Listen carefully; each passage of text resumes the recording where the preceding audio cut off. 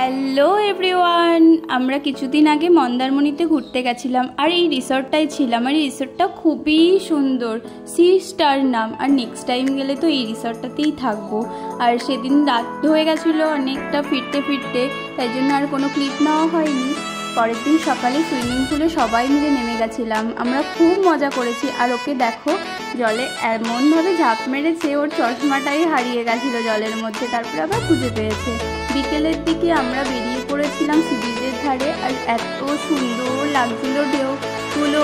আমার তো সমুদ্র এমনিতেই পছন্দ, আর দেখে তো আমার খুবই ভালো লাগছে। অনেকদিন পর একবার সে দীঘাতে গেছিলাম, আর এই মন্দারমণিতে ফার্স্ট টাইম। আর এত বড় বড় ঢেউ আসছিল না, যত রাত বাড়ছিল তত বড় বড় ঢেউ আসছিল। আর দেখো কি সুন্দরভাবে ঢেউগুলো আসছে।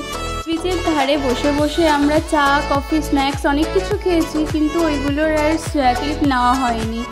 তো তারপরে আমরা ওখান থেকে বেরিয়ে দীঘার দিকে গেছিলাম, তারপর আবার রিসর্টে ফিরে গেলাম।